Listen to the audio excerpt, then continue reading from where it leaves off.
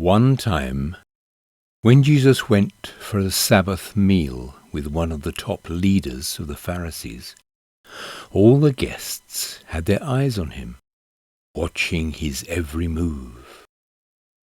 Right before him, there was a man hugely swollen in his joints. So Jesus asked the religion leaders and Pharisees present, "Is it permitted to heal on the Sabbath? Yes or no?" They were silent. So he took the man, healed him, and sent him on his way. Then he said, "Is there anyone here who, if a child or animal fell down a well, wouldn't you rush to pull him out immediately, not asking whether or not it was the Sabbath?" They were stumped. There was nothing they could say. Invite the misfits. He went on to tell a story to the guests around the table. Noticing how each had tried to elbow into the place of honor, he said, "When someone invites you to dinner, don't take the place of honor. Somebody more important than you might have been invited by the host. Then he'll come and call out in front of everybody, 'You're in the wrong place. The place of honor belongs to this man.' Embarrassed, you'll have to make your way to the very last table, the only place left. When you're invited to dinner, go and sit at the last place.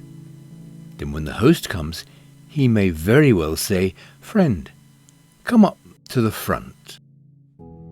That will give the dinner guests something to talk about. What I'm saying is, if you walk around all high and mighty, you're going to end up flat on your face. But if you're content to be simply yourself, you will become more than yourself." Then he turned to the host. "The next time you put on a dinner, don't just invite your friends and family and rich neighbors, the kind of people who will return the favor. Invite some people who never get invited out, the misfits from the wrong side of the tracks.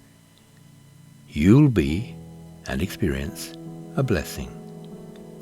They won't be able to return the favor, but the favor will be returned. Oh, how it will be returned at the resurrection of God's people." The story of the dinner party. That triggered a response from one of the guests. "How fortunate the one who gets to eat in God's kingdom." Jesus followed up, "Yes, for there was once a man who threw a great dinner party and invited many. When it was time for dinner, he sent out his servant to the invited guests, saying, 'Come on in, the food's on the table.' Then they all began to beg off, one after another, making excuses. The first said, 'I bought a piece of property and need to look over it. Send my regrets.' Another said, 'I've just bought 5 teams of oxen, and I really need to check them out. Send my regrets.' And yet another said, 'I just got married and need to get home to my wife.' The servant went back and told the master what had happened. He was outraged and told the servant, 'Quickly, get out into the city streets and alleys, collect all who look like they need a square meal, all the misfits and homeless and down and out you can lay your hands on, and bring them here.' The servant reported back, 'Master, I did what you commanded, and there's still room.' The master said, 'Then go to the country roads. Whoever you find, drag them in. I want my house full. Let me tell you, not one of those originally invited is going to get so much as a bite at my dinner party.' Figure the cost. One day, when large groups of people were walking along with him, Jesus turned and told them, 'Anyone who comes to me, but refuses to let go of father, mother, spouse, children, brothers, sisters, yes, even one's own self, can't be my disciple. Anyone who won't shoulder his own cross and follow behind me can't be my disciple. Is there anyone here who, planning to build a new house, doesn't first sit down and figure the cost, so you'll know if you can complete it? If you only get the foundation laid and then run out of money, you're going to look pretty foolish. Everyone passing by will poke fun at you. He started something he couldn't finish.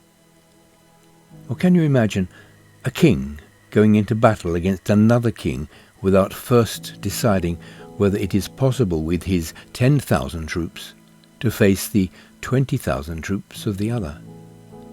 And if he decides he can't, won't he send an emissary and work out a truce?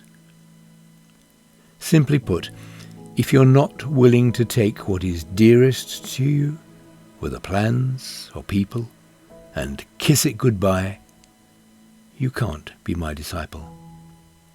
Salt is excellent, but if the salt goes flat, it's useless, good for nothing. Are you listening to this? Really listening?